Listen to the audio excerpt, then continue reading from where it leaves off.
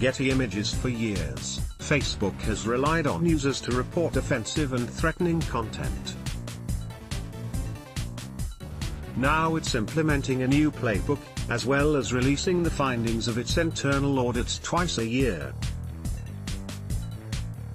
On Tuesday morning, Facebook released its Community Standards Enforcement Preliminary Report, providing a look at the social network's methods for tracking content that violates its standards and how it responds to those violations. The report comes in the face of increasing criticism about how Facebook controls the content it shows to users, although, as the company was clear to highlight, its new methods are evolving and aren't set in stone. The report comes a few weeks after Facebook unveiled internal guidelines about what is and isn't allowed on the social network.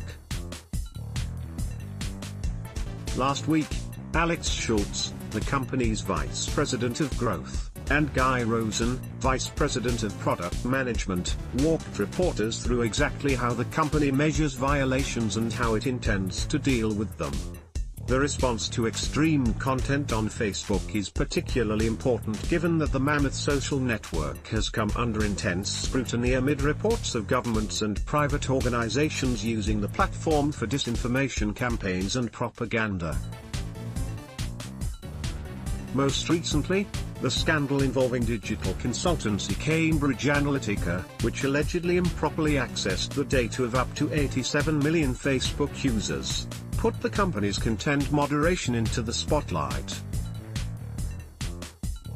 Facebook CEO Mark Zuckerberg addressed the transparency report directly in a post to his Facebook page Tuesday. AI still needs to get better before we can use it to effectively remove more linguistically nuanced issues like hate speech in different languages, but we're working on it, Zuckerberg wrote. Violations, by the numbers to distinguish the many shades of offensive content. Facebook separates them into categories: graphic violence, adult nudity/sexual activity, terrorist propaganda, hate speech, spam and fake accounts. While the company still asks people to report offensive content, it has increasingly used artificial intelligence to weed out offensive posts before anyone sees them. More than 85% of 3.4 million posts containing graphic violence in the first quarter got flagged by AI. But how many content violations actually happen within Facebook?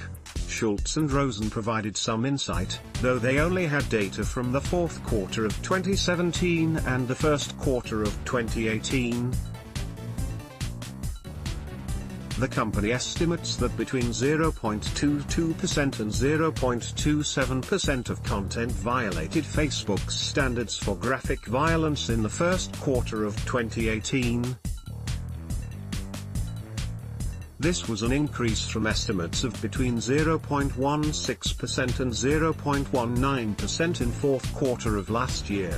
For a sense of scale, between 22 and 27 of every 10,000 pieces of content contain graphic violence in the first quarter of 2018, up from between 16 and 19 in the previous quarter. The executives speculated that some of the increase could have been caused by a ramp-up in the war in Syria in January. Facebook says AI has played an increasing role in flagging this content. A little more than 85% of the 3.4 million posts containing graphic violence that Facebook acted on in the first quarter got flagged by AI before users reported it to them. The remaining problem content was reported by human users. We use a combination of technology, reviews by our teams and reports from our community to identify content that might violate our standards, the report says. While not always perfect, this combination helps us find and flag potentially violating content at scale before many people see or report it. In a related post on Tuesday, Rosen said the social network disabled about 583 million fake accounts during the first 3 months of this year, the majority of them within minutes of registration.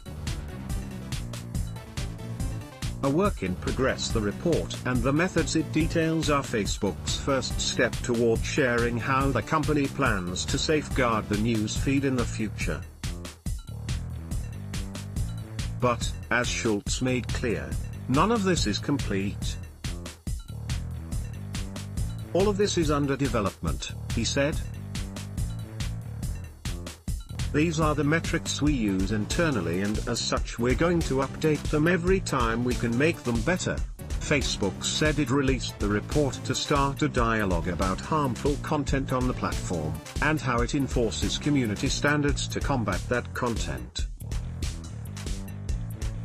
To that end, the company is scheduling summits around the globe to discuss this topic, starting Tuesday in Paris. Other summits are planned for May 16th in Oxford and May 17th in Berlin. Summits are expected later in the year in India, Singapore and the US. Updated, 9:36 AM PT.